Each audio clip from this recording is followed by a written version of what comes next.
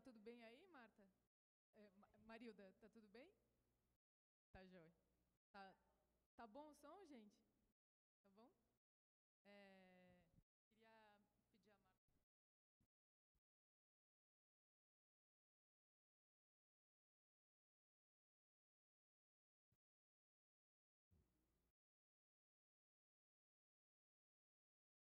Bom dia, gente. Eu estou aqui, na verdade, celebrando a alegria, a honra, a condição da gente estar aqui conversando, recebendo o manto. O trabalho da Glicélia é tão significativo, tão especial. Agradecendo a professora Fernanda Pita a oportunidade dessa aproximação, desse diálogo. No momento em que para o museu essas questões urgentes e já casadas são também entendidas como questões que devem ser tratadas com serenidade, a tutela, o cuidado que elas merecem. E por isso o trabalho da Glicélia é a maneira com que ela visita lugares e ligando também esses lugares, possibilidades. Muito obrigada por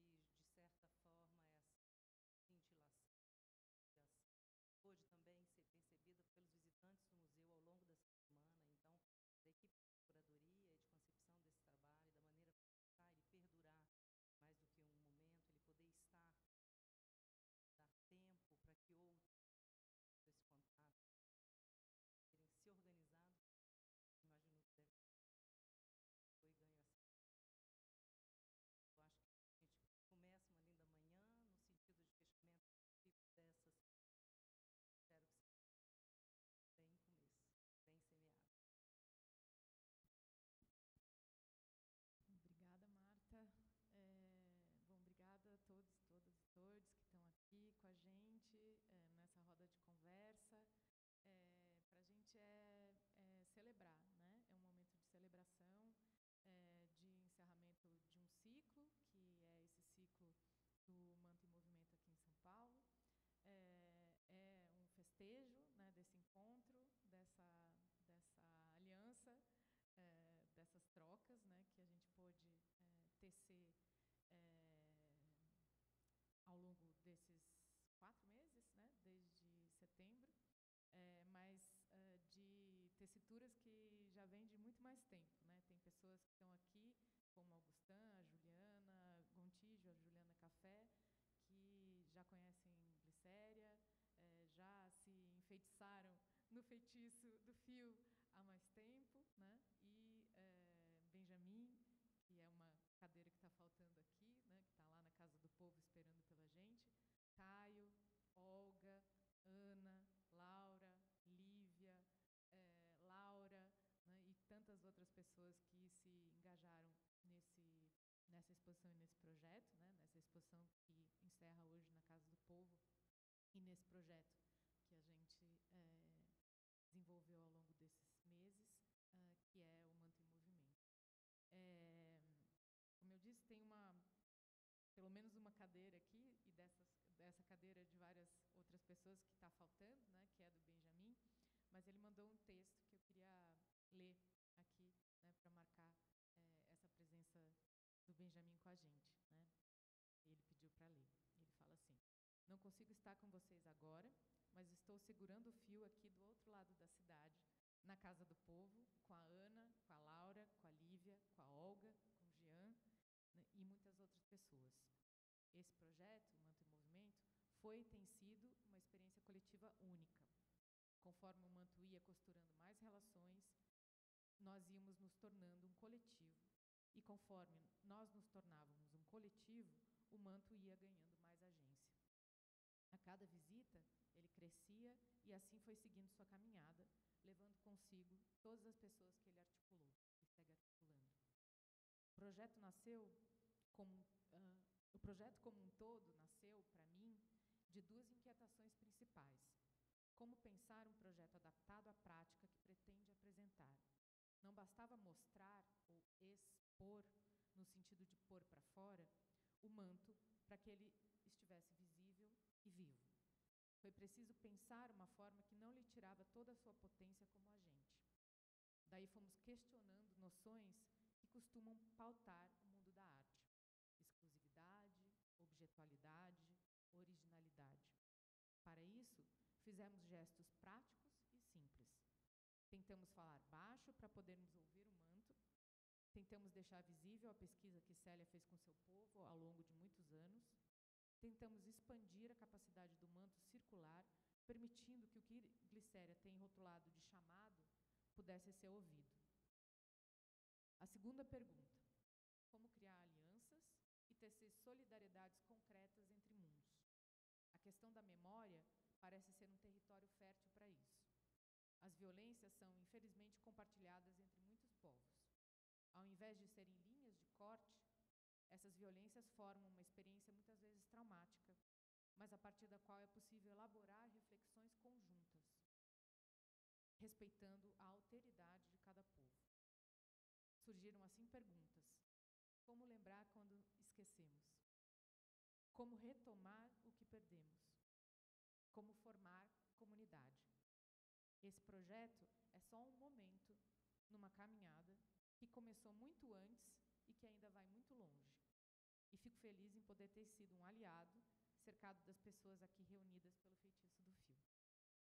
É isso. Obrigada, Benjamin.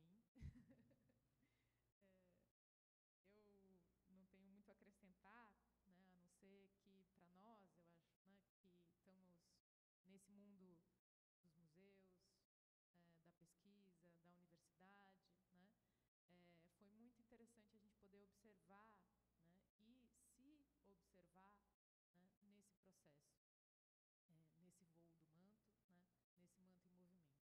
Entender, né, que é possível, né, pensar esse pós-museu, né, de uma maneira construída, né, nessas relações, tecida nessas relações, tecida nessas perguntas que a gente se faz, né, por que isso não aconteceu antes? Por que nunca ninguém esteve aqui nesse lugar? Por que eu nunca tinha visto, né, isso e esse encontro propiciou ver? Né? É se questionar, né, que lugar é esse que a gente está ocupando, né, e como esse lugar pode se abrir, né, para outras presenças, né, presenças construídas nessa aliança, presenças que sempre estiveram aqui, né, mas que foram invisibilizadas. E presenças que sejam permanentes, né, que não sejam passagens, que não sejam, que não entrem nessa lógica, né, da efemeridade dos eventos, das exposições, né, enfim, daquilo que está, né, sob os holofotes.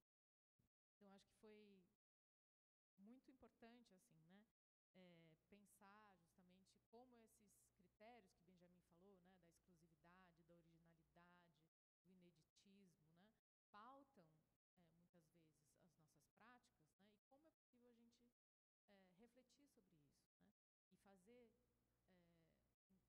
praticamente, né, de maneira prática, a crítica dessas expectativas, vamos dizer assim, né. Eu estava conversando com a Célia hoje de manhã que eu fiquei ouvindo uma fala, né, da Franci Baniwa e do Eduardo Neves essa semana, e o Eduardo Neves falava que, assim, no campo da arqueologia, né, havia essa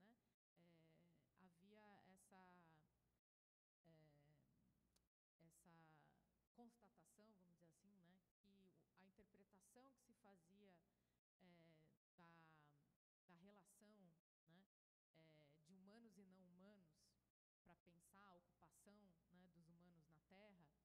era enviesada, né, por uma ideia de extrativismo, de dominação, né, e que a troca, a conversa, a escuta, né, dos povos indígenas tinha trazido a oportunidade de pensar essas relações não na chave da domesticação, da dominação, mas sim numa chave que ele chamou de familiarização.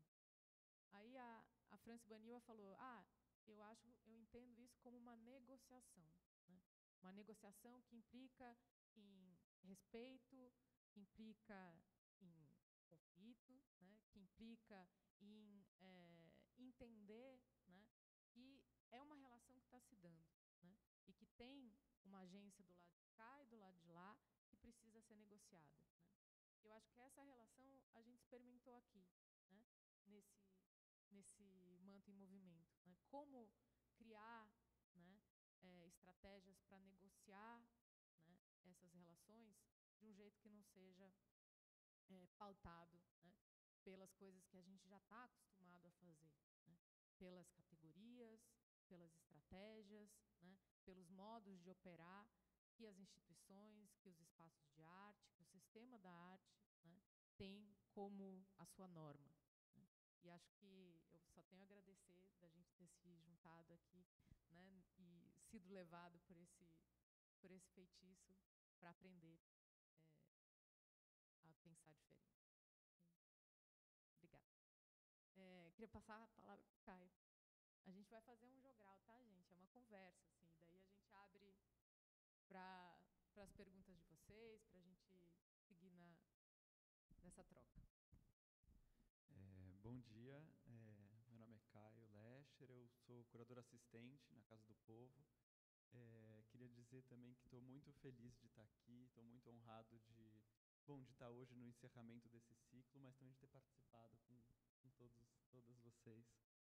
É uma alegria enorme. E acho que é um encerramento, mas o importante é que o manto segue em movimento, né? Então, acho que concordo com a Fernanda que é um momento de celebrar toda essa trajetória, esse caminho. E curioso, o texto... Eu tinha pensado também em falar dessa dimensão coletiva desse projeto, como o Benjamin colocou no texto dele, né? Um projeto que envolve muitas pessoas, que envolve muitas instituições, e que, no meu entender, isso também está no trabalho da Célia, né? Porque toda a pesquisa sobre a pesquisa da cosmologia de um povo, né? Da memória de uma comunidade, sobre resgatar um modo de fazer que envolve, enfim, dialogar com toda uma comunidade, com as crianças, com os mais jovens, com anciões, com aliados também. Então, eu acho que essa dimensão coletiva está antes já, e que esse projeto, enfim, a ideia foi de reunir pessoas que já estavam nessa caminhada com Célia, instituições, a Casa do Povo em aliança com o MAC USP também, e esse movimento, né, do tipo, a ideia era juntar essas pessoas para trazer o manto, mas não para manter o manto num lugar fixo, né, numa exposição, que ele fosse, enfim, que ele tivesse lá retido, né, com essa objetualidade, né, um objeto museologizado, enfim, como outros mantos estão em museus europeus, por exemplo, né, que estão expostos. Então, a ideia era trazer o manto para São Paulo, mas como um jeito de colocar ele para circular, né, entendendo o manto não como um objeto ou como uma obra de arte, mas como um agente, né? E como um agente, o manto ele tem uma missão diplomática, né? Ele tem uma missão política que dialoga com esses espaços, que tece alianças, que tem a ver com o direito à memória de um povo, que tem a ver com o direito do território. Então, todo esse desafio, né? A ideia era convidar instituições, lugares, enfim, entre museus, aldeias, ocupações, espaços comunitários, para participar, para receber o manto, mas receber ele justamente como um visitante, né? E esse visitante traz uma conversa, né, um diálogo. Em cada lugar foi tecido um diálogo diferente. E nessa caminhada muitas coisas interessantes foram costuradas, assim. E bom, acho que então nessa costura, nessa caminhada, eu acho que tem uma coisa que eu queria trazer, que era esse entendimento de memória, né, como uma memória viva, né? Então, como um ser, como um agente que traz essa memória, ele não... Enfim, essa discussão vem do... Não bastaria trazer apenas os mantos que estão na Europa, né?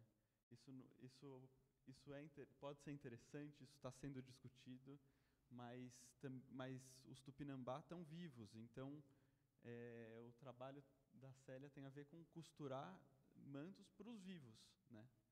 Então, e dessa ideia de que, enfim, e eu acho que isso tem a ver com a Casa do Povo, assim, como um lugar de... E talvez por isso que a gente... Que foi uma das motivações para costurar esse projeto, né? A Casa do Povo é um lugar de memória também. Foi fundada por uma comunidade judaica do Bom Retiro, em 46, depois da guerra, e foi pensada de um jeito muito particular de memória, assim, como um monumento, mas como um monumento vivo, né?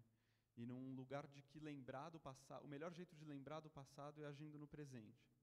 Então, trazendo isso, o manto ele veio para a Casa do Povo, onde ele se aninhou durante esses meses, né, como o lugar da onde ele partia e voltava, né, na nossa biblioteca, que é uma biblioteca também, é uma biblioteca de livros em Yiddish, que era a língua falada por essa comunidade, uma língua que nunca teve um Estado, nunca teve um exército.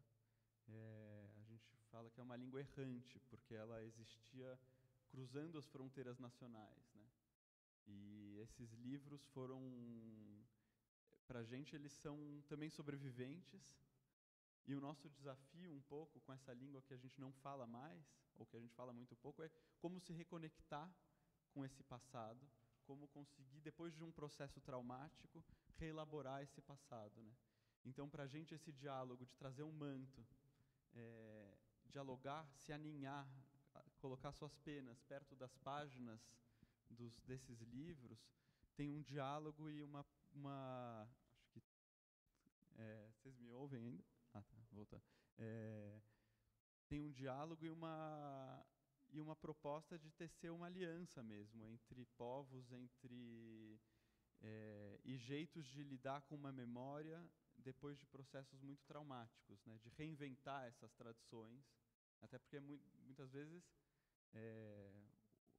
esse território Yiddish que funda a Casa do Povo, ele não existe mais, né? A gente é um fruto de um território que não existe. Mas como a gente se reconecta com ele, como a gente reinventa esse território. E a gente tenta trabalhar sempre a partir dessa ideia de tecer solidariedades entre povos, né? Então, e nesse lugar da memória como um lugar de ação, né? Uma memória que não aprisione a gente e não queira colocar a gente numa vitrine, né? Então, a nossa biblioteca ela está lá para ser usada, que nem de alguma forma como um manto que está para circular, né? Para afetar e para conversar, para dialogar e para tecer. Acho que era isso que eu queria falar. Obrigado.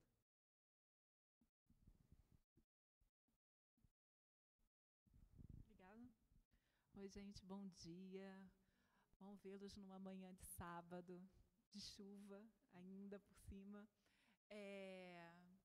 Bom, meu nome é Juliana Gontijo. Eu sou do Rio de Janeiro, mas por muito tempo eu morei na Bahia. Foi onde eu entrei em contato com o manto e me enfeticei. O manto me enfeitiçou, na verdade. Isso foi em 2019. Então, em 2019, eu vi uma apresentação da Célia e da Augustin. A Célia estava iniciando essa produção desses mantos e eu fui enfeitiçada e a gente começou a pensar projetos juntas. A Ju Café entrou também aí no time e juntos elaboramos um projeto para o edital de ocupação da sala da Funarte.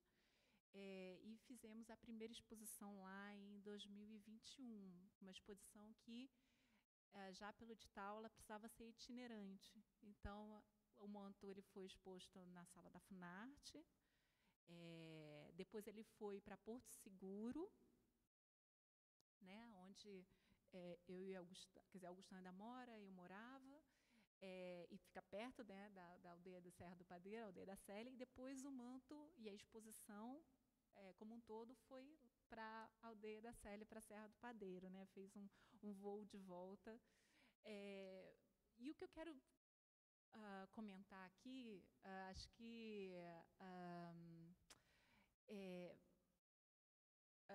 tem muito a ver com o que já foi falado no texto do Benjamin, pela Fernanda e pelo Caio, e que é uma preocupação que surgiu quando a gente começou a elaborar esse projeto de expor o manto, né? Quer dizer, como expor o manto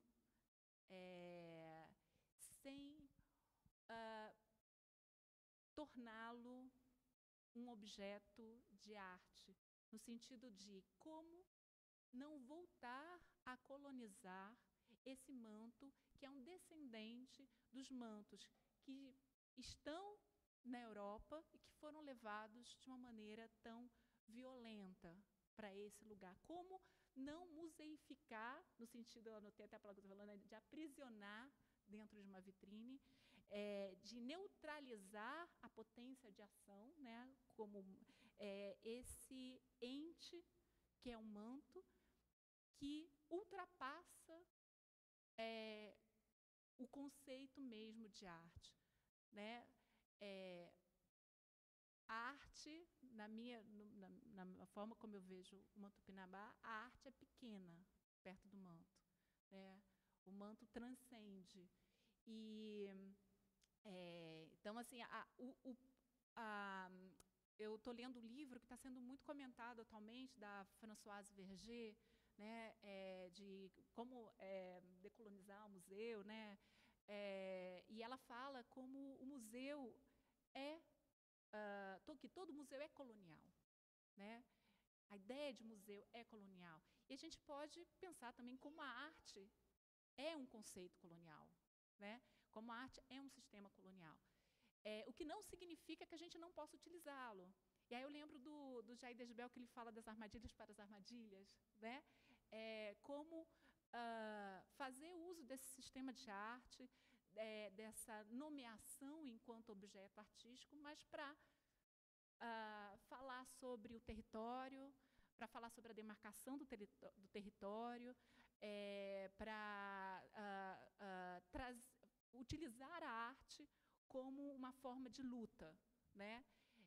Então, ele falava das armadilhas para armadilhas e eu vejo um pouco o manto como uma armadilha para armadilhas nesse sentido, né? De utilizar um sistema de arte, mas com outro propósito, que vai para além da arte. A arte, aí, não é um fim último do manto, né?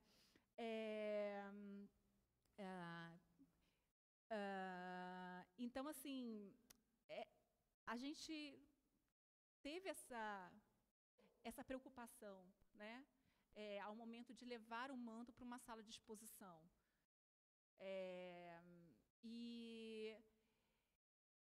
E assim, o que a gente tentou, né, como a Françoise Verger fala que decolonizar não é um discurso, decolonizar é um verbo, é uma ação, né?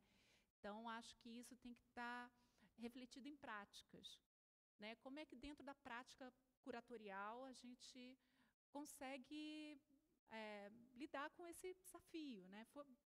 É um desafio, né? Acho que no texto do Benjamin ele fala bastante sobre isso. Então, quando a gente começou a trabalhar, primeiro a gente pensou em estabelecer equipes, né, assim, coletivos, tentar horizontalizar ao máximo um trabalho de curadoria, né? Então, nós 4 trabalhando juntos, mas também estabelecendo outras relações com o pessoal do desenho, que tinha o Gustavo Caboclo como uma das pessoas, né, que estava trabalhando na equipe de desenho. Como é que a gente conseguia articular as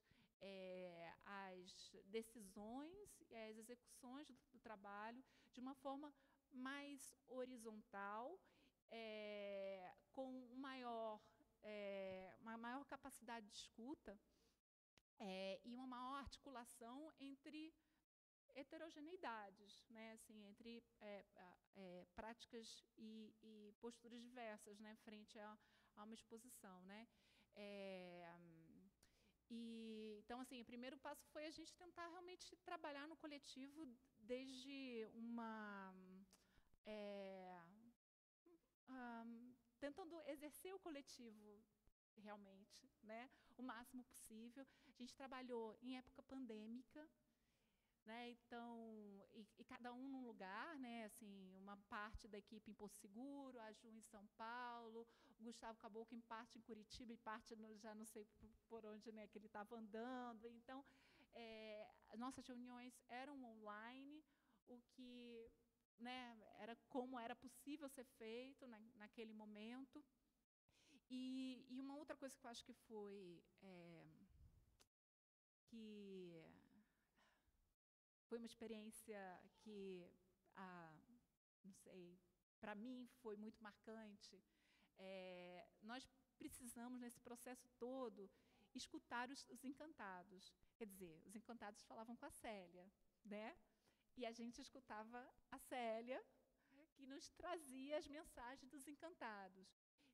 Então, eu vou dar um exemplo prático disso daqui. No início, a gente pensou, por ideia da Célia, fazer um manto, que um dos mantos ia ter um manto completo, que é esse que vocês viram voar aqui nesse projeto que envolve o MAC, USP e a Casa do Povo, né? E tinham ainda um manto, só a malha do manto, né? Só o trançado do manto, e um manto em estágio intermediário, né? Em processo. E havia uma primeira ideia desse manto em processo, do público poder colocar penas nele, né, de ser algo interativo. E até que, um dia, a Célia teve um sonho,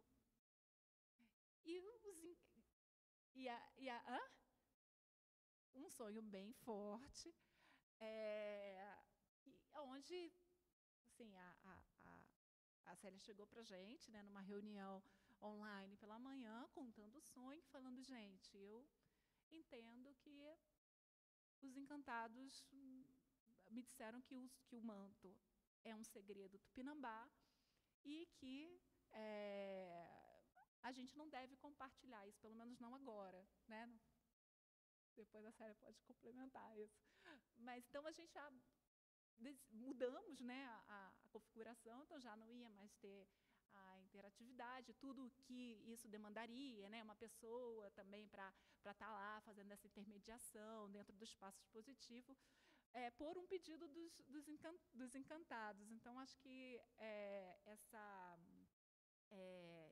esse cuidado com o manto, né, de entender que o manto é uma entidade, é um ente sagrado, que ele tem uma potência de agenciamento, que ele não deve estar apenas circunscrito como um objeto artístico. Acho que ele se refletiu, ou a gente, pelo menos, fizemos o possível, né, para que isso se refletisse também na nossa prática curatorial. E, quando fomos convidados, então, para participar desse projeto na Casa do Povo, inclusive, quero agradecer o convite da Casa do Povo, o convite do MAC USP, Fernanda, Caio, Benjamin, que aqui não está, né? Mas acho que é isso, né? Assim, acho que reflete também essa preocupação que a gente teve inicialmente, né? Bom, eu vou passar a palavra, então, para Ju Café, que vai comentar mais um pouquinho. Bom, gente, bom dia. Primeiro agradecer ao MAC por receber essa fala no encerramento desse projeto, a Fê pela organização, a presença de vocês. Sou Juliana Café e, não sei, pensei em compartilhar um pouco, acho que um outro viés que complementa um pouco o que a Ju falou, a Fê e o Benjamin, sobre o encontro do manto com arte contemporânea, com as exposições, que são esses lugares em que, enfim, circulam valores culturais, artísticos, sociais, políticos, né, que eles circulam, ganham espaço, e que são espaços também que podem ser muito produtivos para se fazer política por outros meios, e que acho que isso fica muito em evidência no trabalho da Célia, que, acima de tudo, é uma ativista, né, e eu queria trazer um pouco esse olhar para o manto, esse manto que está aqui, que foi tecido pela Célia em 2021, para a exposição na Funarte, né, a grande volta do manto Tupinambá. Foi apresentada primeiro em Brasília, na Galeria Feigenstrauer, depois na Casa da Lenha, em Porto Seguro, e, por fim, na Escola Estadual Tupinambá de Olivença, na Serra do Padeiro. Então, esses foram os 3 primeiros pousos do manto. E foram pousos que foram muito marcados por esse universo de conflitos que acompanham os povos originários do Brasil. E quando a gente decidiu apresentar em Brasília, né, acho que essa decisão já foi de partida uma decisão política. A gente discutiu muito, como equipe curatorial, se a gente submeteria o projeto à Funarte, que é uma instituição federal, num governo que, francamente, oposição aos povos originários. E a gente decidiu que não só a gente ia submeter à Funarte, como a gente escolheria Brasília. E o projeto foi selecionado, e aconteceu da semana de abertura, de montagem e abertura da exposição, coincidir com a semana em que milhares de indígenas foram para Brasília protestar contra o PL 490, do marco temporal. E eles não só estavam ocupando o Congresso Nacional, como eles estavam acampados no setor cultural, em volta da Galeria Feigenstrauer. Então, o manto ele chegou na exposição nesse contexto. Né, ele foi recebido pela Célia, pelos Tupinambá que estavam ali para os protestos. E acho que a exposição ali, naquele lugar, naquele contexto, ganhou um outro sentido. Reforçou um pouco o apoio às práticas afirmativas indígenas, né, no momento em que Brasília estava dividida entre acampamentos de apoiadores e não apoiadores do presidente, do então presidente, que, ironicamente, assinou a exposição, o nome dele estava no topo dos créditos.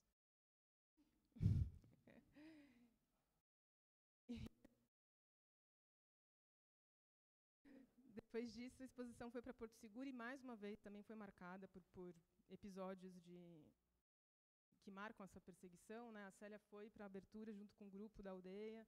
Na volta, foram parados pela Polícia Federal, não, pela Polícia Rodoviária, que apreendeu o carro, um membro foi detido, enfim, foi uma situação super delicada. Não estou conseguindo. Eu acho que eu estou figurando do jeito errado. Um ato típico das perseguições lá no sul da Bahia.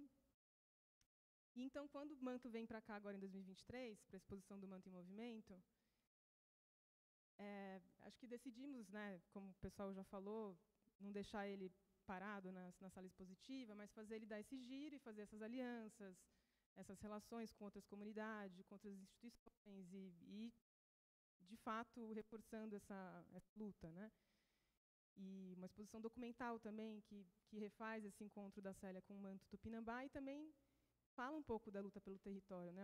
Tem 2 países.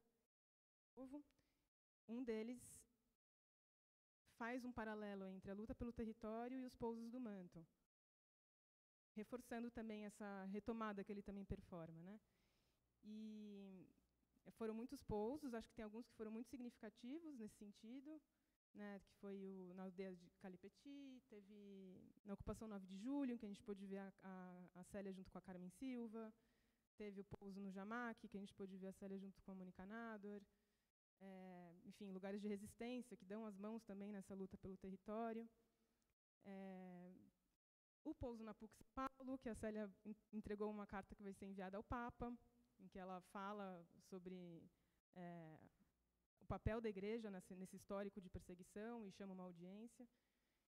Então, acho que, enfim, enganchando ali na fala da Ju, acho que olhar um pouco para esse trânsito do manto nas exposições também como um lugar que pode contribuir para as lutas, para a curadoria, se olhar por esse viés e explorar esse viés, pode ser muito interessante. Acho que e foi muito especial fazer isso com a Casa do Povo e com o Benjamin, que acho que já tem essa inteligência de abertura para fazer isso, e acho que foi muito legal.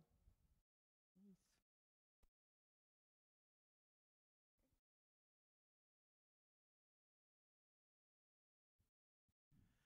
Bom dia. Bom dia. Primeiro, eu quero dizer da alegria de estar com vocês hoje e agradecer muito à Casa do Povo e ao MAC USP por nos providenciar esses momentos dentro desse acompanhamento que fazemos do Manto Tupinambá, que eu faço há um bom tempo junto com Célia. Eu sou Augustin de Tugny, venho da França, eu cheguei aqui no Brasil há 25 anos atrás, e atualmente eu moro em Porto Seguro, onde eu sou professor na UFSB. Conheci Célia há alguns anos atrás, não sei exatamente em quais circunstâncias, mas há de fato nessa relação, como você diz, nessa relação entre nós, entre os franceses e os Tupinambá, uma velha aliança que Célia gosta de reativar o tempo todo. Historicamente, os Tupinambá se aliaram aos franceses, ou mais ou menos, mas para lutar contra os outros, que são os portugueses e os tupiniquim.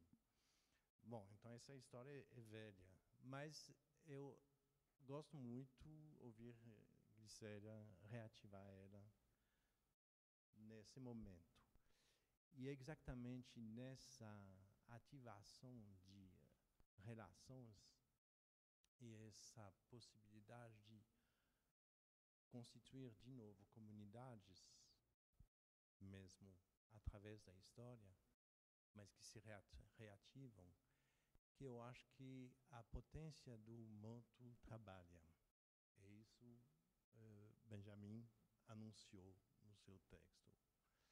É isso que importa muito. E não sei se vocês escutaram todos com atenção que falaram, mas tem uma convicção que aparece, que o manto está vivo, é uma entidade presente, e que ele trabalha entre nós para criar esses elos, ativar o tempo fetício do fio, e que é isso que importa muito, né? Então, essa proposta de uma agência é muito mais que uma proposta de uma agência, é a convicção de uma presença. E isso se ativou particularmente nesse momento do Manto em Movimento em diversas comunidades em São Paulo. Foi um achado extraordinário para estender essa convicção a muitos e muitas dentro dessa gigantesca cidade que é feita de tantas comunidades. E é um pouco a partir disso que eu gostaria de falar do que eu estou fazendo nessa história.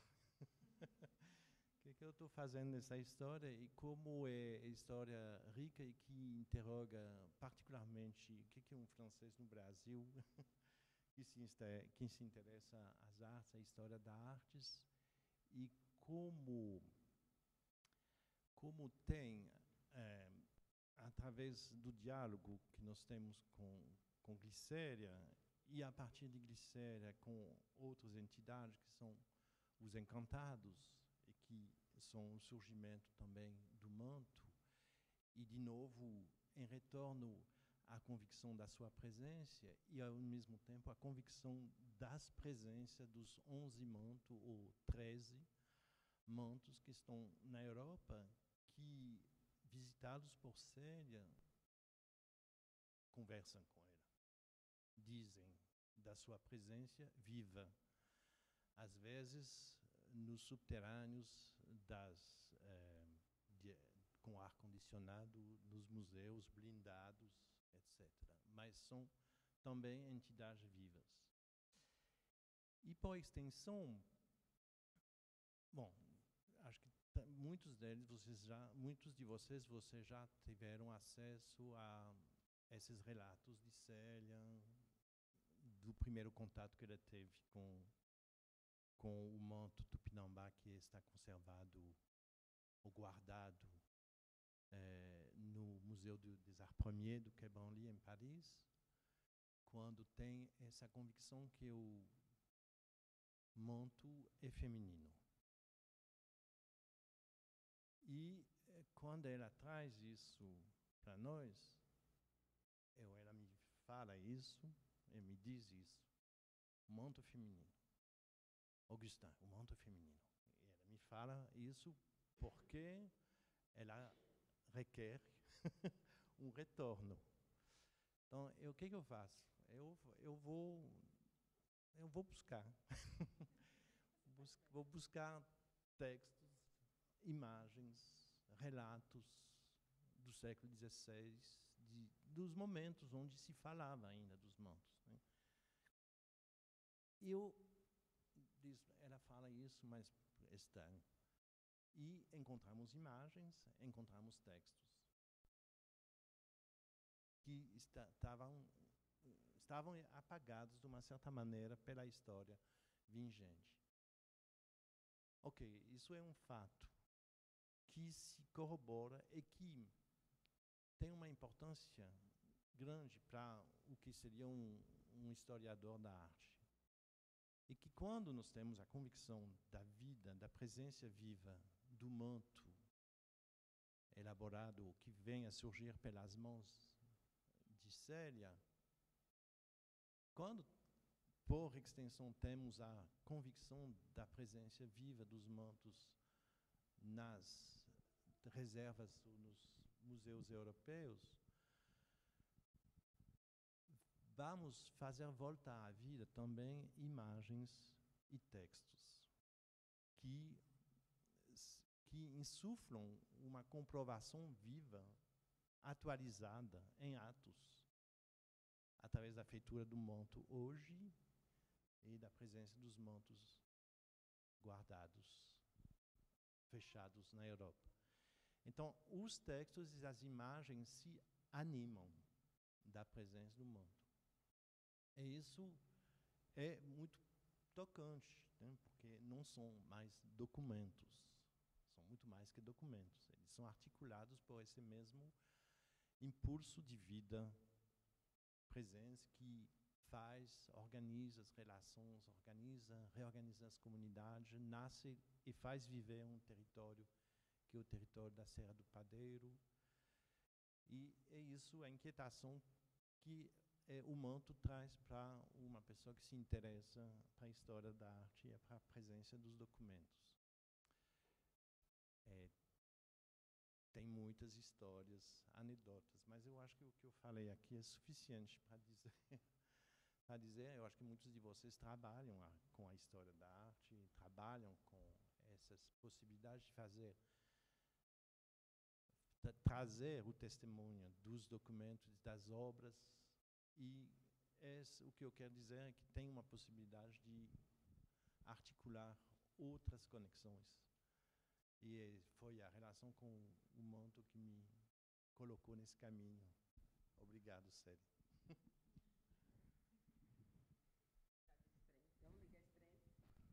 Obrigado. Olha aí. Eu que agradeço cada um de vocês, né, nesse feitiço do fio, nessa trama que o manto trama, né? Eu que agradeço cada um, e agradecer cada um de vocês desde já, emprestar seus ouvidos para eu gastar. Mas, e antes da minha fala, eu queria convidar vocês um pouco para essa imersão do meu mundo, né? Para a minha oração. Tem gente aqui que já está treinada. Que é o nosso grito de oração, né? Que a nossa reza inicia com o grito. E aí eu queria convidar vocês a isso, tá? Então vamos ficar de pé, iniciar o nosso pequeno ritual. Eu grito, vocês gritam, né? São 3 gritos só, tá bem? Vamos lá. Eu não vou gritar no microfone para estourar o vídeo de vocês, não. Vai ficar tranquilo. Bora.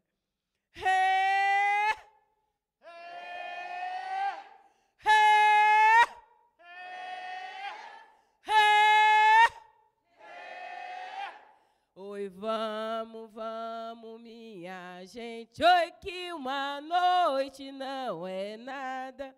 Oi, vamos, minha gente. Oi, que uma noite não é nada. Oi, quem chegou foi Tupinambá, no romper da madrugada. Oi, quem chegou foi Tupinambá, no romper da madrugada. Oi, vamos ver se nós acaba com o resto da empreitada. Oi, vamos ver se nós acaba com o resto da empreitada. Vamos, minha gente. Oi, que uma noite não é nada. Oi, vamos, minha gente. Oi, que uma noite não é nada. Oi, quem chegou foi Tupinambá, no romper da madrugada. Oi, quem chegou foi Tupinambá, no romper da madrugada. Oi, vamos ver se nós acaba com o resto da empreitada. Oi, vamos ver se nós acaba com o resto da empreitada. Obrigado, gente. Então, é uma empreitada, né, que a gente tem. E eu acho que a gente estamos no caminho de terminar, porque amanhã disse que quando a gente bota um roçado, né, primeiro tem que brocar a mata, depois derrubar a mata, né, depois tocar fogo, aí depois limpar a terra, que a terra fica muito cheia de pau, de coisa, então tem que fazer as goivaras, e depois para ir plantando, né? Aí, enquanto isso, nasce o bredo, a gente arma a arapuca, a gente pega o pombo, aí a gente vai para a panela. A pimenta também, viu, Augusto? Não pode faltar. E farinha. Então, são nesse aspecto, né, que a gente trabalha. E mãe sempre falava para a gente que a gente sempre estava armando um laço, né? Para pegar a onça, para depois pegar a onça, tinha que matar a onça, tirar o couro da onça, preparar a onça, para hoje a gente comer a onça. Não quer dizer que a gente ia matar a onça, pegar a onça, gente, calma, né? Isso era uma ideia quando a gente ia para a roça, como toda a preguiça que a gente tinha, né, criança. Menino não serve para outra coisa, com preguiça, enquanto encontrava um pau assim atravessado, ficava fazendo o quê? Gangorra. Encontrava um barranco, fazia o quê? Escorrega. Então, e aí era animador. Mãe dava um monte de semente para a gente plantar, e a gente encontrava o buraco do tatu, escondia a metade. Só que a gente achava que a semente não ia nascer. Engana, nascia a touceira. Então, a gente pegava em cima dos paus, botava a terra nos tocos e jogava semente. Fazia o quê? Desperdiçando semente. Aí, tinha razão da mãe dar uns conselhos, né? Mãe dava aqueles conselhos, a pedagogia da mãe. Então, funcionava muito bem. E a gente não entendia o que a gente estava fazendo. A gente só estava tentando brincar. Mas ela falava o quanto que, como preparar uma terra era importante para, no futuro, a gente ter o que se alimentar. Então, hoje, se você chegar nessa roça, nesse roçado, que a gente aprontou tanto, tem cacau, tem pinha, tem laranja, né? Tem uma diversidade. Se sair dentro dela, você não morre de fome. Você se alimenta muito bem. Então, aí quando a gente está se alimentando dela, aí a mãe fala, tá vendo, menina onça? Agora a gente está se alimentando da onça. É isso. Aí faz sentido toda a história que ela contou lá atrás, para a gente trabalhar, e hoje tenho 41 anos, para fazer sentido. Amanhã conseguiu garantir uma história para hoje e eu dizer que estou comendo a onça. Pense na história da minha Maria. Eu falei, nessa daí se consegue garantir um fio de sustentação. Então, eu acho que o manto vem nesse fio, né? Porque ele começa lá atrás e eu vou trazer uma menção da criação da humanidade, na cosmologia tupinambá. Que antes, para a gente, não é o novo, não é o adolescente, né? Mas sim o velho. Não é esse lugar que é muito importante. Não é Deus, mas é o velho. O velho, toda a sua infinita sabedoria, ele veio até as árvores, as 5 irmãs, de diferentes cores, foi até elas e pediu um galho emprestado. E aí elas cederam, e ele, com seu cajado, esculpiu a primeira humanidade. E deu o sopro da vida. Então surge o nosso primeiro artista, o escultor. Foi ele que esculpiu a primeira humanidade. E aí, então, a humanidade, linda, maravilhosa como ela é, né? Então, recebia o velho, tinha uma rede para ele deitar, limpava-se o caminho para ele chegar, todos choravam quando ele chegava, pedia conselho, e era aquela coisa maravilhosa, era festa, né? Fogueira acesa, para em torno dela contar história, tudo lindo, maravilhoso. Só que o ser humano é desleixado. E aí, nesse desleixo, ele acabou ignorando a presença do velho. Então, ele já era autossuficiente, não precisava de conselho, não precisava prestar homenagem, nada, para o velho, por ter a dádiva da vida. Mas, então, nesse momento, desperta um sentimento no velho que ele nunca pensou de sentir, que era a ira, era a raiva, era o sentimento de vingança, de dar o troco, vamos dar o troco. Aí, ele define destruição dessa humanidade. Só que dentro dela tinha uma pessoa importante que era o pajé Irá, o pajé do mel, que ele nunca deixou de ter uma rede para o velho, nunca deixou de varrer o caminho para o velho chegar, nunca deixou de ouvir seus conselhos, de chorar, de fazer todo o ritual para receber. Então, com isso, o velho resolveu pegar o pajé e colocar no lugar salvo. Não sei aonde. Eu desconfio que seja dentro das pedras. Aí, e descê-lo o castigo na humanidade. Então, a humanidade, mais uma vez, foi consumida, né? Foi consumida pela essa ira, essa raiva, tudo foi destruído.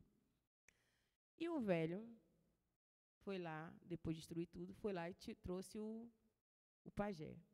E o pajé, muito triste, chorando, e pediu para ele que ele tinha que ser destruído junto com os outros, que não era para ter sido poupado. Mas o velho gostava muito, tinha muito amor pelo pajé. E aí eles ficaram muito tempo sozinhos, chorando, ele falando, nananana, porque a pessoa é assim, né? E aí o velho não aguentou mais, foi lá de novo, nas árvores, nas 5 irmãs, de diferentes cores. Vou ressaltar as cores, né? Que todo mundo pensa que é igual. Aí foi lá e esculpiu a mulher. E deu o sopro da vida. A segunda escultura, tá? E aí, mandou, daquele dia em diante, cortou o laço de vida, que não viria a vida mais do velho, mas sim entre o pajé e a mulher.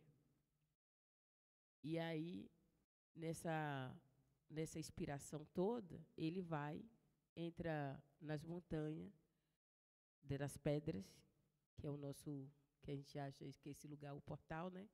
E que vai para o mundo celestial, porque é o que vocês mais, acho que é a linguagem apropriada para todo mundo. e aí ele vai morar no céu.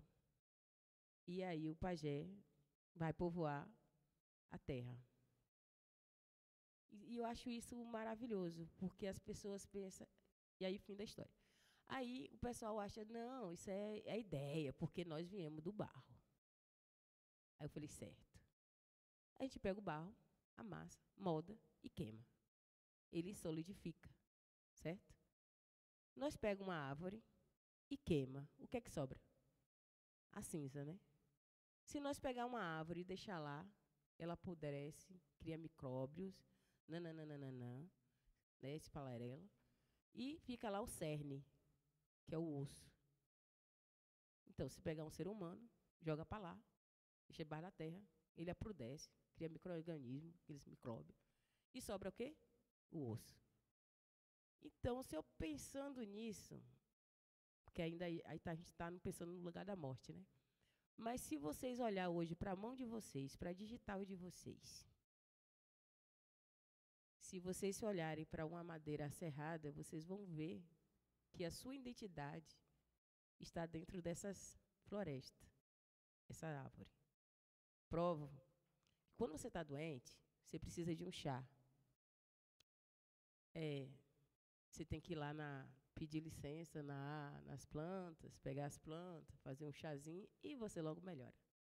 Ah, não é o suficiente? Então, quando você está assim, meio ruim de respirar, né? Aí tu entra dentro de uma floresta, dentro de uma mata, do lugar, ficar debaixo de uma sombra. Como é que você se sente? Acolhido, né? Então, quando você é imersa debaixo de um ori, da copa das árvores, você está em casa. Você está dentro de junto, do seio da criação. É por isso que você se sente bem. Por isso que você faz um chá, te cura. Se você faz um banho, te cura. Porque você veio... Essa é a sua ligação de origem na cosmologia tupinambá. Não vou universalizar porque cada um tem sua cosmologia, tá? Mas te dizendo que nós trabalha, nós entende nesse fio da razão. Que Tupinambá, ele tem uma coisa ligado à razão, mas não impede de uma escuta. Ele, por isso que existia o Ocará, que é a assembleia, que era com os mantos, era escutado de 6 a 7 mulheres, mais 4 caciques e 3 pajés. Os pajés representam esse lado espiritual. E os caciques, lado político. E as mulheres, toda a necessidade que precisa. Família, plantio, ampliação territorial, tudo isso é uma visão muito maior que eu acho que, ultimamente, lendo essas pesquisas, na imersão, sonho, ouvi o manto, então eu consigo ver o autogoverno das mulheres. E eu vejo esse Ocará como o maior autogoverno do alto povo se autogovernar. E eu, entendendo isso, né, nessa dimensão de como a escuta ela era plena, se um cacique, para ser um bom cacique, ele tinha que falar no mínimo 3 horas, que é sinal que o outro tinha que escutar no mínimo 3 horas. Se a escuta elaborada, pensada, então se ele escuta as mulheres, que vai falar da família, da criança, da terra, do plantio, da semente, que ela é guardiã, tudo isso, e aí você vai escutar o lado espiritual, que vem o pajé, que vai deliberar, e o outro vai definir o que é uma guerra, mas tem uma linha universal aí que passa, que a consulta toda se passa pelo sonho. Se não sonhar, se nós não ver o inimigo, então a gente não avança. Precisa o sonho, que é um lugar de fator maior de consulta. E tem que ser um sonho coletivo. O sonho nunca é individual. Que aí a gente traz aquela coisa do sonho. O sonho não é mecânico. O sonho não é para resolver problema. O sonho não é o cansaço do dia. Não é essa repetição do dia. Não. É um outro lugar do sonho. É um sonho que te porta para outro lugar e te dá uma direção de futuro. Que a gente não está preparado para isso, porque a gente está preparado para o agora, para o urgente, para o imediato. A gente não tem paciência para o amanhã. Pelo menos quando é jovem. Quando a gente está com idade, a gente já pensa no amanhã. Não sei até quando, porque diz que a gente já está perto da morte. Aí, mas tem esse lugar de deixar o legado, a herança, né, para os seus. O que é que a gente herda? O que é que eu herdei? Então, entender essa escuta, entender essa fala do outro, né, e tomar a decisão, depois que escutar os sonhos, a parte espiritual, a parte terrena, e tomar a melhor decisão, que é a decisão a partir da razão. Eu falei, nossa, se você entender que uma sociedade dessa tão considerada primitiva, mas que eu considero tão complexa, que estava à frente, porque ele não trabalhava com exclusividade, não com purismo, mas ele tentava entender o outro, o seu inimigo. Ele não tratava o inimigo como inimigo mortal, de raiva, de ódio, que termina ali. Mas ele queria entender o inimigo perto dele. Ele queria entender seu inimigo no cerne, no DNA, por dentro. Então, ele capturava o inimigo, trazia para dentro de casa, casava, vivia 7 anos para entender, castigo, né? Julgamento. E aí tinha as leis, que eu achei lindo encontrar isso, quando os portugueses pegam no Rio de Janeiro, na batalha, cerca os tupinambás, né? E prende, e então todo mundo se entrega por conta dos mais velhos, das mulheres. E aí, nessa hora, os portugueses vão lá, colocam todo mundo como escravo e pegam os guerreiros tudo, depois de vencido, depois de todo mundo abatido, entregue, né? Eles vão lá e matam todo mundo, assassinam todo mundo. Sendo que Araribóia fala que isso não é honra, né? Para quando se vence um inimigo, isso não é honroso, isso é vergonhoso. E para Tupinambá, na lei Tupinambá, esse inimigo, ele seria prisioneiro. E o tratado como respeito. Então, ele casaria, teriam filhos, e esses filhos dele não seria mais filho do inimigo, seria filho da aldeia. E a aldeia ia entender ele com o conhecimento que ele deixou. Nem todos os inimigos iam realmente para o ritual. As mulheres serviam como, essas mulheres que ele casavam, serviam como advogado. Ela é a sua defesa. As crianças iam depor a sua defesa. O quanto do conhecimento, o quanto que importante ele era para a sociedade envolvente. E aí, então, essas pessoas não iriam para o ritual. Eu provo. Caipira, Tabajara, foi levado junto como novos embaixadores para a França, aonde morreu lá. Ele era prisioneiro tupinambá. E ele morreu cerca de 60, 70 anos. Então, como é que o inimigo de Tupinambá, segundo a leitura do outro, sobreviveu? Eu achei isso fascinante, né? Que o Tupinambá não tinha um julgamento. E as mulheres eram a defesa. E esse inimigo casava. E esse inimigo tinha filhos. E aí, porque se casa só com parente, entre parentes, existe a seleção natural. E então, o Tupinambá não trabalhava com purismo. E quando alguém olha para mim e fala, por que você não tem cabelo liso? Por que você não tem a pele assim? Por que você não tem estatura assim? Aí eu falei, você não entendeu nada da filosofia Tupinambá. Né? Você não entende nada da cultura Tupinambá. Se você entende mesmo, então você tem que voltar a ler todos os escritos. E isso nem é eu que estou dizendo. Foram os viajantes que escreveram sobre o meu povo e falaram segundo o meu povo falava. E aí, então, eu peço coautoria, porque ele não tinha cabeça para escrever tudo isso. Certo que tem algumas coisas que ele foge da imaginação, né? Tem uma ficção ali que a gente dá para separar.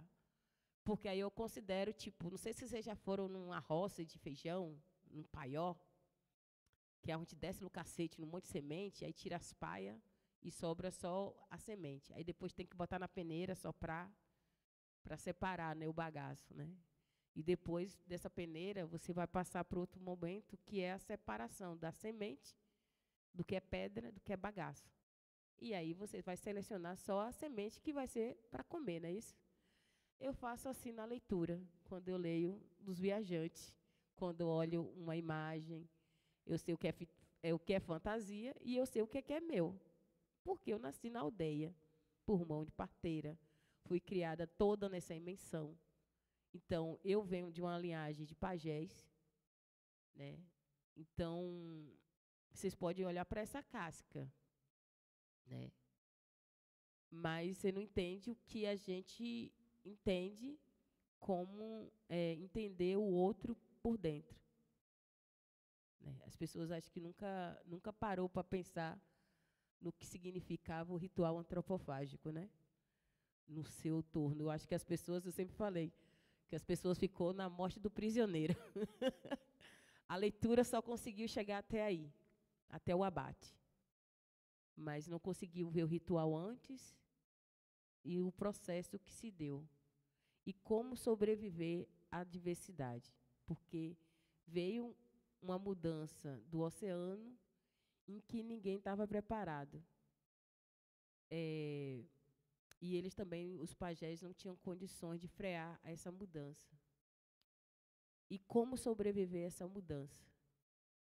Então, foi feito o alcará, foi feitas as alianças e foi feito tomada as 3 decisões.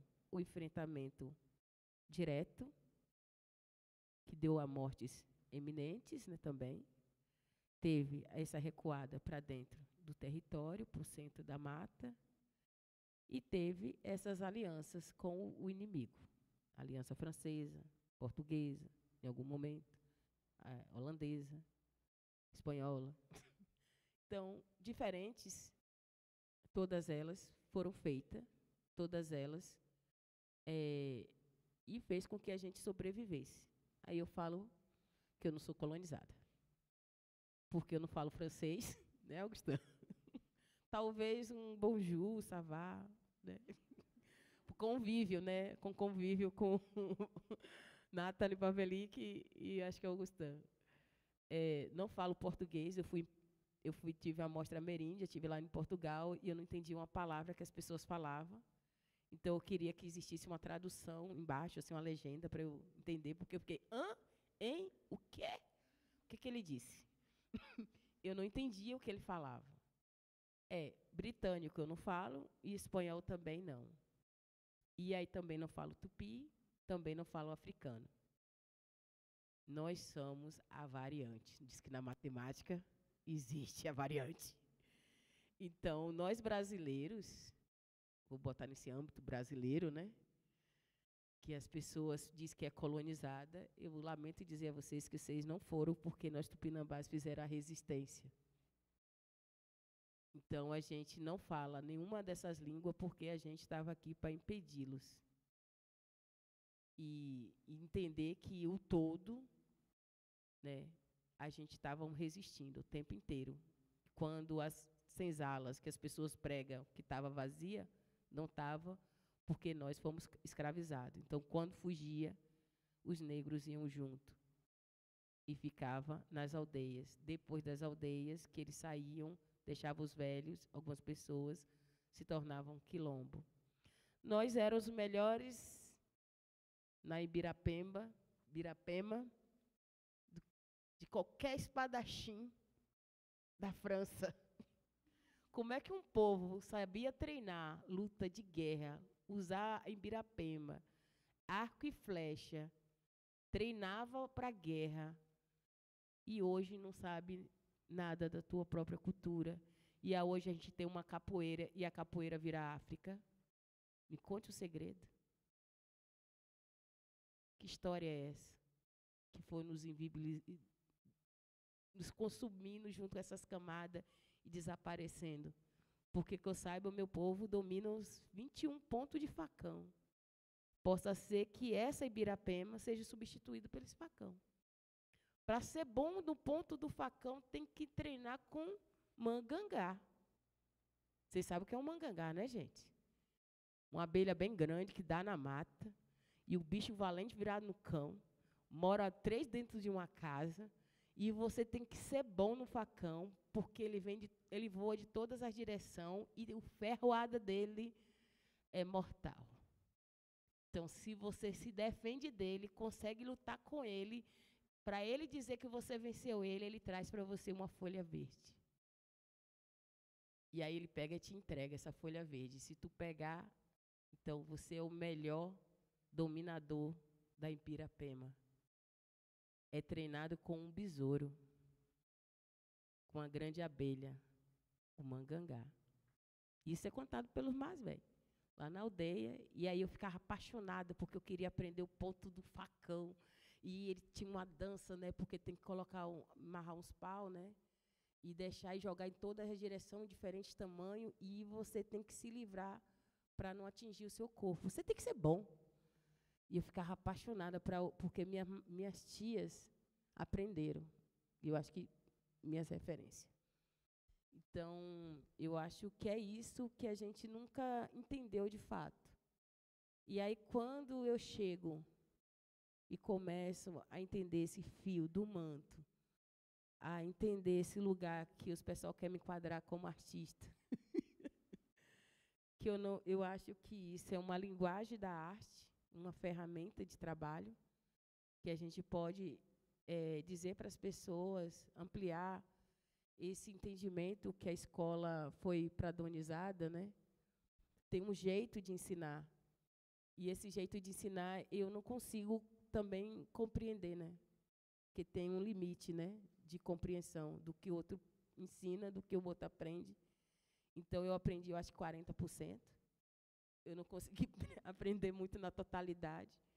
Mas, assim, porque eu fui criada na aldeia, ouvindo história, ouvindo as dimensões, ouvindo a natureza, escutando tudo isso, experimentando, né? E o do outro não fazia sentido, porque está muito aqui, nesse lugar. Eu nem posso falar do abstrato, porque assim, o abstrato, para mim, é importante. Mas é uma coisa assim, que eles constroem e que fica em círculo, né, em si só, e aí não tem uma saída, né? Ou, se não, é mecanizada. E aí eu fico pensando, porque no momento agora eu vejo que todo mundo está nesse declínio do fim do mundo. O pensamento das pessoas, o mundo acabou, é o capitalismo, é a política, e agora a gente não tem outra saída. E aí, quando o manto me possibilita chegar na Calipetã, junto com a liderança Gera, né? Gerá. E aí ela é uma professora que estava no sistema do Estado, ela saiu desse sistema e foi coletar batata e milho. Ela conseguiu chegar a 52 sementes de batata, de origem do povo dela, e semente, e está com a aldeia, tem 10 anos de retomada, plantando, cultivando, e hoje esse espaço, a escola recebe várias pessoas, é um lugar de formação de uma política de um outro mundo possível, e que não é capitalista. E a terra o acolhe, ou a terra alimenta, a terra ensina, tem crianças, tem vida, né? Em São Paulo, gente. E é em São Paulo. E o povo fala ainda a língua que todo mundo cobra de mim, que eu não falo. Por que os tupinambás não falam a língua tupi antigo, o engatu, não sei o quê, nananã? Eu falo, então, tem Guarani em São Paulo falando Guarani ainda. E aí? Então, qual é a língua de São Paulo? Né? Português? Machacali está lá em Minas Gerais, falando Machacali ainda. São 3.000 pessoas. E aí? Como é que é isso? Isso é na região de contato. Que resistência é essa que ninguém nunca olhou para ela? Eu convido vocês à universidade, ao museu, né, a pensar esses fragmentos, igualmente a menina citou aqui a Françoise, essa pessoa, né, que está falando de descolonizar o museu, de práticas, né? A gente tem vários fragmentos aí que eu acho que poderia potencializar a chegada desses indígenas, falante da língua, com a sua própria noção de sociedade, ainda pensante, agente, agenciado, com a sua subjetividade, e que poderia sair desse declínio do fim do mundo e criar outro mundo. Todo mundo apoia, gente? Eu apoio. Né? Eu acho que seria, em vez de vocês cair todo mundo, Maria vai com as outras para o abismo, Maria vai com as outras, dá a volta. Tá? Aí todo mundo volta e vamos construir mundos possíveis, vamos plantar, porque se jogar semente na terra, ela volta, ela te alimenta. Se vocês deixar a terra lá parada, ela volta a virar mata. Né? Os animais voltam porque a gente fez isso com o processo de retomada. E aí eu acho que é como você constrói essa ideologia de pensamento que estão sendo proposto e são girada essa engrenagem para dizer que vocês chegou ao fim. E, pelo contrário, eu digo para vocês parar, beber água, respirar, descansar, pegar o canguiçá, botar as coisas de volta e caminhar novamente. Agora procurar outra direção, que pode ser que vocês estão perdidos. Né? Então, eu acho que eu vou parar por aqui para ouvir vocês, porque eu acho que vocês já estão cansados de me ouvir, né? Mas é isso. Cansar a gente não cansa nunca, mas acho que tem gente que quer perguntar. Né? Antes de abrir o microfone, eu só queria, acho que agradecer também, né? Faltou agradecer os 15 pousos do manto aqui na cidade de São Paulo. Né? A Célia já falou da aldeia Calipetã, foi o primeiro lugar, Tecoa Calipetã, dos Guarani-Mbiá, aqui em São Paulo. Né? Foi o primeiro lugar que o manto visitou, junto com Célia. Depois, vão me ajudando se eu esquecer, né? Depois da Calipetã, voltamos para a Casa do Povo, fomos para a Pinacoteca de São Paulo, para o Museu das Culturas Indígenas, para o Museu do Ipiranga, o Museu Paulista, para a aldeia Tapirema, no sul, no litoral sul de São Paulo, para a Ocupação 9 de Julho, para o Jamac, para o Instituto Moreira Salles, para a PUC de São Paulo, para o MASP, para a FAO, para... Falei o Instituto Tomiotaki? Instituto Tomiotaki, e Memorial da Resistência, e o MAC. TV Cultura, teve na TV Cultura também. Esqueci de alguém, gente? Contou 15? E aqui? Não, aqui a gente já contou. Bom, se eu esqueci de alguém, é porque essa corrente é grande, né? Porque esse fio envolveu todo mundo, e acho que a gente só tem a agradecer também né? Todos esses lugares, a recepção, a troca, a confiança, né? E a generosidade de participar dessa caminhada, desse voo. Né? E dizer também que é uma felicidade enorme a gente se reunir aqui. Né? A gente esse comitê curatorial para fazer esse projeto, mas, né, como já foi falado aqui, esse voo do manto, né, o Manto em Movimento, vem de muito antes e continua, né, a partir daqui. E continua tecendo outras alianças, e outras pessoas vão se integrar, né, a essa caminhada, a esse voo. Então, acho que é só agradecer, e a gente segue no fio.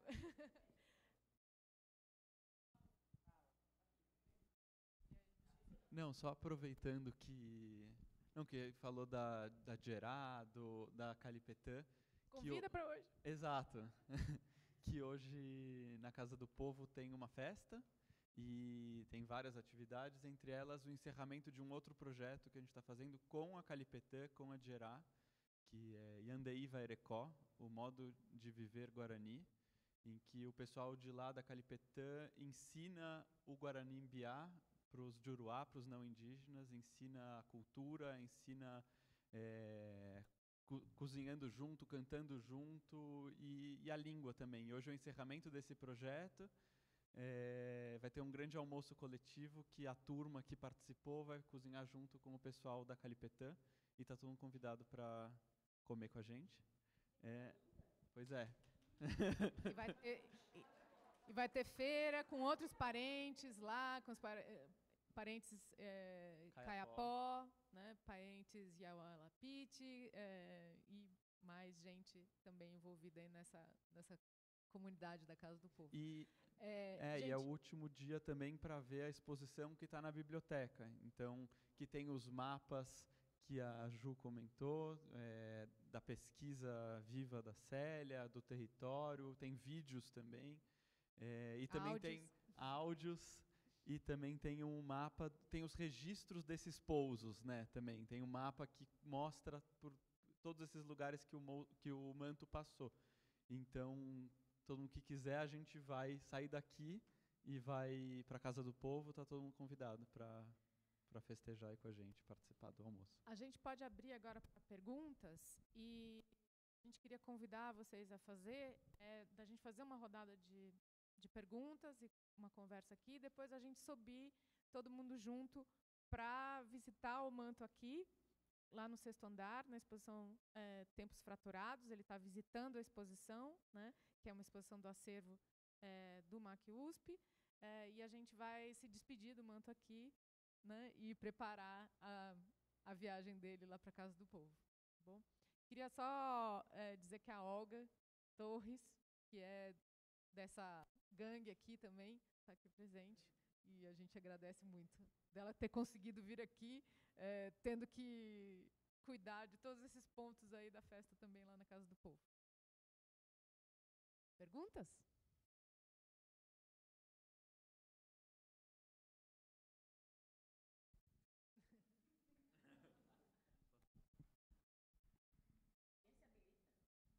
Quem quebra o gelo?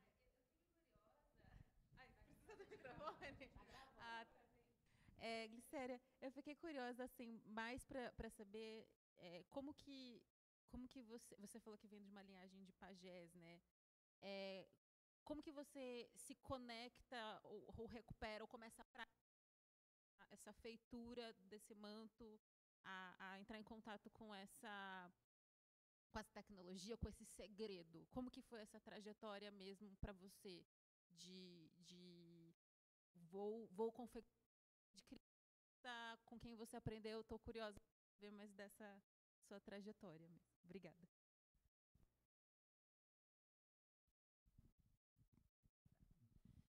Então, o manto, quando eu começo a pensar em confeccionar o manto, eu penso em agradecer aos encantados. Aí eu vou perguntar os mais velhos. O que eles faziam? Porque eles falavam que, como não tinha roupa, né, tinha que fazer roupa, então a tecnologia que tinha, quem tinha um pé de algodão no fundo de casa, nossa senhora, essa pessoa era rica. Então, a tecnologia era guardar a semente do algodão, porque era garantia de fogo, era garantia de coisa quentinha, né, e seus adereços. Então, eles faziam, tinha um fuso, fazia a linha, costurava, fazia as pescas, todo o material estava ligado a essa tecnologia chamada algodão. E não foi o povo do outro lado que trouxe, não, viu, gente? Aí, isso é lendo que eu descobri isso, né? Não, na verdade, eu já sabia com mais velho, mas aí estava lá nos viajantes já registrado que o povo tinha um pé de algodão. Então, já que ele já tinha, né? Então, eles não trouxeram. Aí eu falei, olha, um ponto para nós. E aí eu fui observando os mais velhos falando que tinha que fazer agulha, que era uma agulha de pau, a agulha de tal madeira, assim, assim, assado. Aí eu falei, então é fácil fazer um manto. Porque o pessoal fazia jereré, tarrafa, rede, 3 maio, um monte de coisa de pesca. Aí eu perguntei como eles sabiam fazer a linha do tucum, da palha, né, da folha do tucum, sabia fazer do algodão. Então, várias coisas eles já sabiam trabalhar, a própria embira. Então, tecnologia é o que não faltava. Aí eu falei, então, como é que faz um manto? Aí eu fui perguntar aos outros. Aí o pai falou, não, sua madrinha sabe, porque ela domina, meu primo Clarindo sabe. Então, você vai atrás desse povo que te ensina. Falei, mas painho, está lá do outro lado do rio, o senhor está perto. O senhor explica, e aí eu faço. Aí ele deu as orientações, primeira coisa, encher a agulha. Se você não sabe encher a agulha, primeiro aprenda a encher a agulha. E aí enche o fundo da agulha e aí vai começar a fazer. Aí eu falei, pai, como é que vai desmanchando? Ele, você vai costurando e a bicha vai desmanchando. Quando terminar, emenda de novo, enche o fundo da agulha e continue. Falei, obrigado. E aí, em 2006, eu comecei a fazer a primeira malha. E que foi eu e Zizinho, né? O Wellington Almeida. Que aí a gente começou a fazer esse primeiro manto, que foi para agradecer os encantados por conta da retomada. Porque, como agradecer os encantados, né? Algo tem que ser à altura. Então, um manto, no mínimo. Aí eu fui... Só que aí a antropóloga Patrícia Navarro, ela chega com curso de antropologia e história, e ela traz um retroprojetor e projeta para a gente o manto. E a gente fica que nem mariposa na luz. Vinícius de Moraes. O poema. As borboletas. Era nós. Isso é a mesma coisa, gente. Já leu? As luzes, as borboletas azul, amarela, não sei o quê. Na luz, nós. E aí, a gente ficou parecendo que aquele manto, aquela imagem de Copenhague entrasse na gente, né? E os meninos botavam na barriga, na cara, na mão. E aí, e essas meninas hoje têm um monte de filho já. Tá tudo grande já. Nossa Senhora, olha eu. Aí, então, as meninas que tinham 3, 4, 5 anos, assim, tá tudo de filho já. E aí, essas meninas queriam que a imagem entrasse nelas para poder fazer um manto também. Aí, mas como não dava, a gente foi e botou esse povo tudo para correr atrás do pato, da galinha, do ganso, para coletar as penas, porque na ficha técnica falava que um manto, no mínimo, tinha de 5 mil a 10 mil penas. Eu falei, nossa senhora, e de guará? Uma coisa nós não tem guará, então nós faz com o que tem. Aí fomos correr atrás do ganso da Ave Maria, o ganso já passava assim, me olhando atravessado. Aí já vai, quem? Quem tá vindo aí? É Célia? Aí passava, aí os meninos pegavam, aí as penas estavam maduras, a gente colheu as penas. E como a gente não tinha pena suficiente, também não tinha o controle da malha, então a gente aplicou em forma de cocá, aplicamos fora e aplicando na malha. E aí esse manto a gente entregou para os encantados. Os encantados, eu queria que ele abrisse minha mente, fazia isso da load, botasse assim imediato. Tudo, a língua, tudo assim, rapidinho assim. Eu conseguisse fazer tudo assim no passo de mágica. Aí ele vira para mim e fala, tudo a seu tempo. Gente, para quem é jovem, tudo a seu tempo quer dizer um abismo. Você não vai sobreviver, você nem vai envelhecer, você nem vai ter filho. Mas engano, né? Eu tô aqui com 40 anos, velho. Nem se fala. E aí, no final de contas, precisa desse lugar, do amadurecimento, da espera, do entendimento. Passei por várias coisas. Então, até chegar num ponto que precisava colaboração de outras pessoas. Então, quando entrego esse manto, que vai para a exposição dos primeiros brasileiros, porque depois o pessoal pede, aí os encantados autorizam, mas com a condição que eu faça mais 3. Aí eu falei, não faço. Para fazer, eu faço. Mas não agora, né? Que eu não sei. E aí, a gente manda para a exposição, minha primeira exposição. Eu fiquei, gente, minha primeira exposição foi em 2007, na exposição dos primeiros brasileiros, com curadoria de João Pacheco de Oliveira, porque eu gosto de falar das Oliveiras, né? Mas é de Oliveira. Aí, e ele é itinerante também. Esse manto já começa a andar desde lá, vão tá? Ele é itinerante. E aí, em 2018, que acontece o incêndio, né? Ele não está no incêndio. Ele está na itinerância. Ele fugiu. Então, esse manto está andando por aí, circulando também. Aí, quando, em 2018, realmente eu encontro, né, com o manto por conta de Nathalie Pavlik, junto à parceria de Irene Bacilier, que tem a parceria com Fabienne, não sei o restante do nome dela, mas é a curadoria, que é lá das Américas, né? Lá do Quebralia, ela cuida dessa parte das Américas. E aí ela vai e possibilita desse encontro, né? Então, esse encontro, para mim, foi fundamental, foi aí que o manto fala comigo. E aí, isso para mim é importante. Mas quando eu volto com esse ímpeto político. Porque eu fui forjada para ser essa coisa, né? Uma espada, uma ibirapema, uma borduna, uma lança, uma coisa dessa, perfurante. Mas aí o manto não é isso, né? É outra coisa, não é essa coisa agressiva. Mas eu penso fazer o manto nesse sentido, porque Babal recebe o título de honoris causa e não pode botar um cocá. Como assim? Não pode botar um cocá, tem que ser de beca e não sei o quê, aquela coisa toda. Eu falei, eu faço um manto, e tu sabe? E nem. Aí, ajuda que Augustão me convida, né? Não, mas antes disso, eu vou lá, pergunto, mostro as fotos para o Painho, faço uma primeira imagem, o Painho fala assim, você precisa de um gabarito, vai lá, vira saruê, eu faço a armação toda, eu vou lá, insero a fibra o cordão, vou estico, ou ele vai lá e corta, né? Porque a tesoura fala com ele, vai e corta tudo, e eu falei, oh, meu Deus do céu, aí eu vou, teimosa que sou, estico tudo, passo cordão, falta o nó, percebo que não tem um nó, cadê o nó daqui?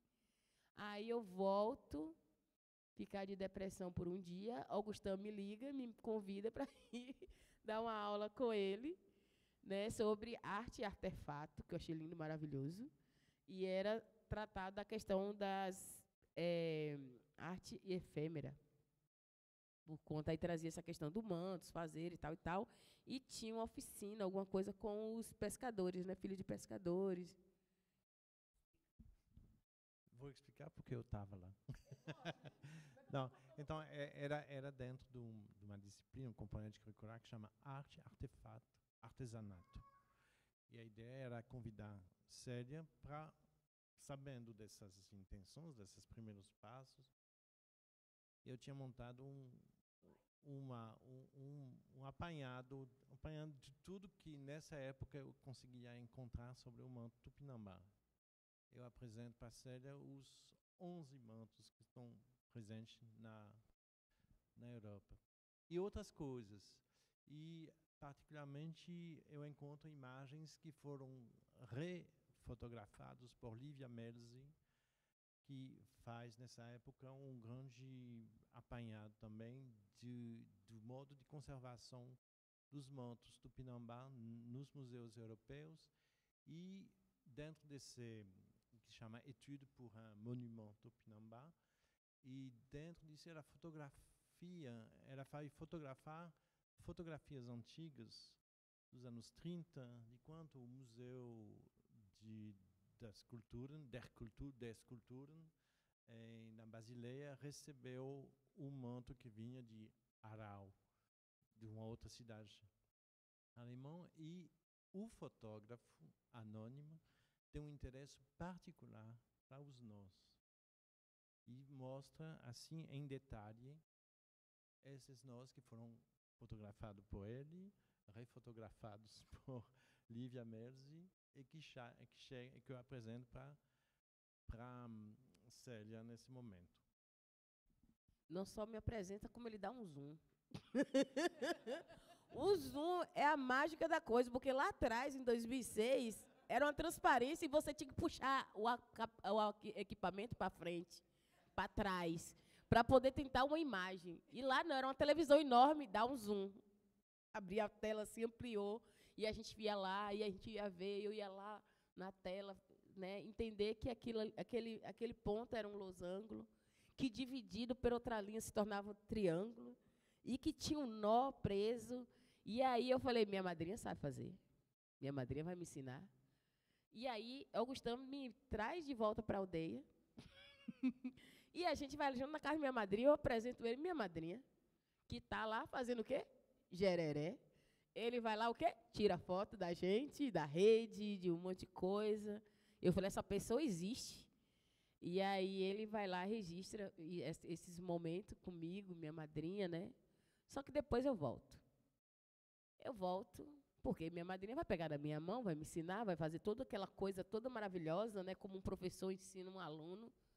Aí eu vou lá, apresento todo o slide que Augustão me deu para minha madrinha. Ela, muito bonito, maravilhoso. Tá, e o que você quer? Eu falei, aprender, a senhora vai me ensinar o gereré, porque aí o gereré eu aprendendo, eu faço um manto. Aí ela, então, você já sonhou? Eu falei, já. Tá dentro de você? Eu falei, tá. Aí já veio na ideia, eu falei, já, então volta a fazer que tu já sabe. Então eu volto, porque eu acreditei na minha madrinha. Como é que você duvida de alguém que tem 90 anos? Duvida? Eu não duvido, não. Ela estava falando que eu sabia, porque eu sabia. Então, eu acreditei nela. Montei na moto, voltei para casa com o computador, linha, a porra toda. Quando eu desço, eu descubro que eu não sei. E ela não me ensinou. Gente, é frustrante, viu? Aí, quando você desce, que vai dar a passada para entrar dentro de casa, eu falei, ixi, que eu fui atrás, deu errado. Aí eu fui, pulei na rede, peguei a linha, comecei a pensar no manto, a partir das imagens que o manto me deu lá do Quebra-li, né? E aí fui fazendo, e esse momento que eu faço, que eu começo a fazer, eu começo a tirar foto e mandar para o Augustão, porque ele é minha testemunha. Aí eu botei meu pé, passei a linha no dedão do pé e comecei a tramar o capuz. E aí eu tirei a foto e mandei para o Augustão. Eu falei, Augustão, eu estou fazendo um manto. E eu fiz a malha, assim, no piscar de olho, a malha saiu. Não sei como, saiu a malha. Aí depois saiu o capuz. Aí eu juntei tudo.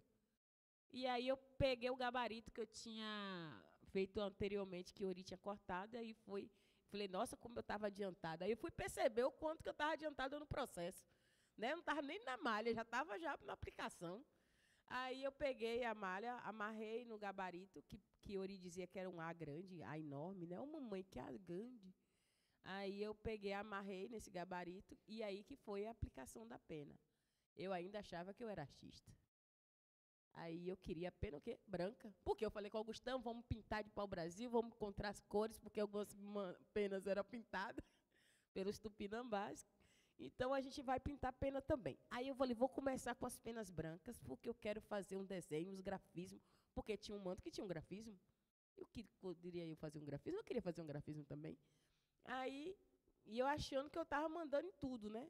Eu era artista, estava criando. Aí, manhã, foi colher as penas para mim, lá no projeto que tinha das meninas, lá na Unacal. Aí, manhã, mandou para mim um saco de pena para mim. Aí, quando eu abro o saco de pena, tudo cor de caramelo. Não era as brancas que eu queria. Para mim fazer meus detalhes, não era, tudo cor de caramelo. Eu falei, eita, pô, já vi que não é eu que mando, não. Apliquei o saco de pena. Mãe, e aí, você já terminou ontem? Eu falei, então, manhã. Aí, quantas penas deu? Eu falei, 600. Já terminou? Eu falei, então, manhã, deu 6 linhas. Quantas penas mesmo? Eu falei, então, manhã, de 4.000 a 5.000 penas. E aí?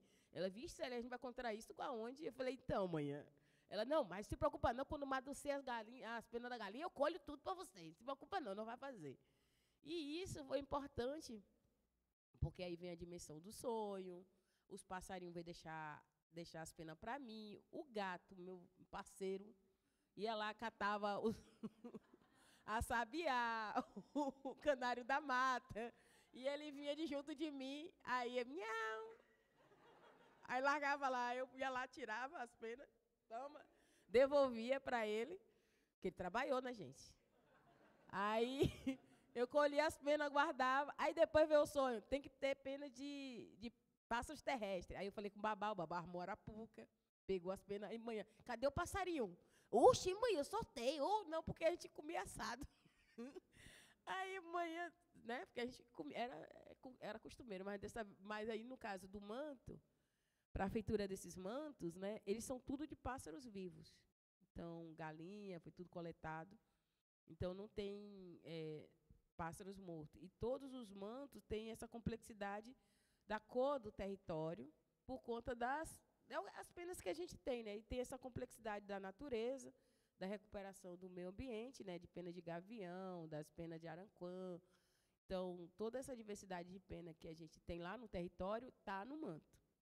Tem penas miúdas que você não vê, mas está lá.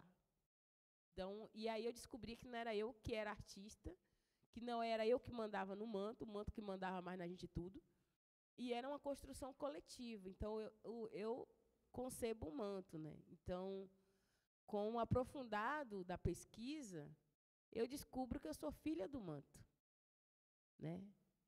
Então, o manto manda em mim. Então, eu sou uma boa filha.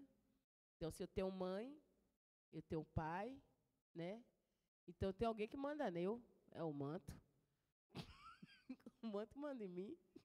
E eu descobri que aí eu não sou artista, aí eu apenas utilizo a linguagem da arte para a comunicação, né, em que o manto se coloca como essa pessoa de interlocutor e embaixador. Então, eu gosto desse título de embaixador para o manto, porque eu acho que cai muito bem, ele é meu ancestral, né? Então, ele se comunica e ele tem essa linguagem que faz esse fragmento do passado se interagir com o presente e agora. Então, isso é um desses fragmentos, está dentro do território, desde o fazer, né, desde o coletar, desde o entendimento, todo esse amadurecimento, né, é dentro desse lugar. E aí é importante estabelecer dentro desses espaços conhecimento, porque nosso território é afetado com esse conhecimento que é feito pela sociedade aqui fora.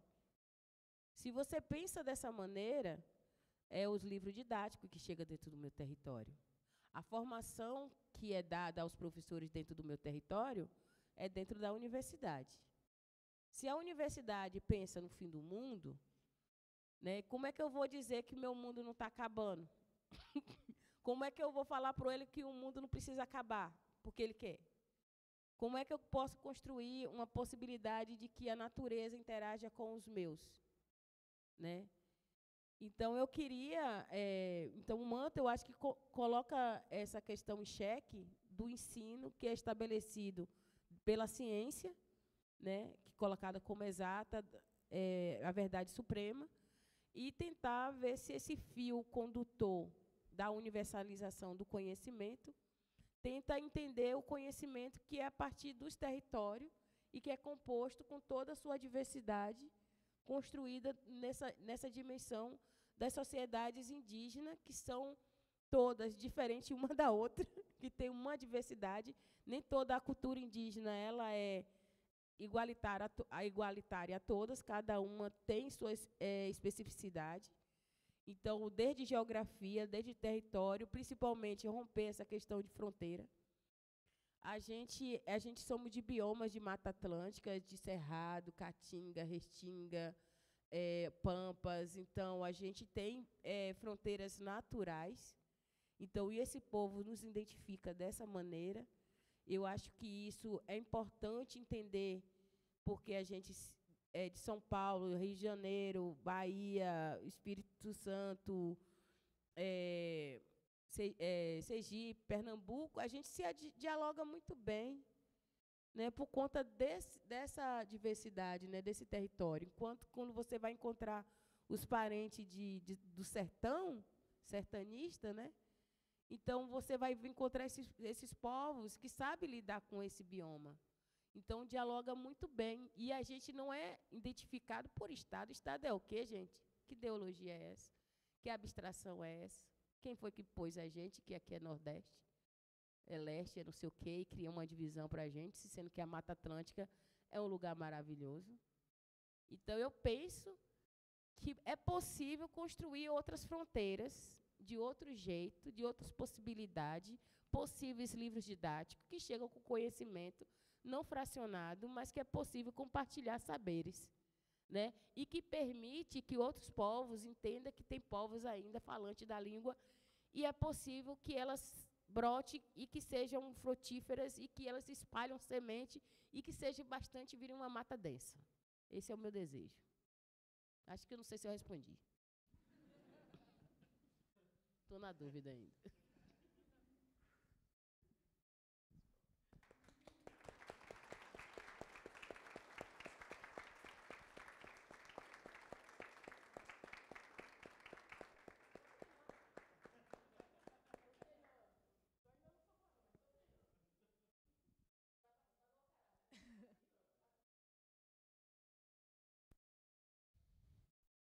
Vamos convidar todo mundo para subir?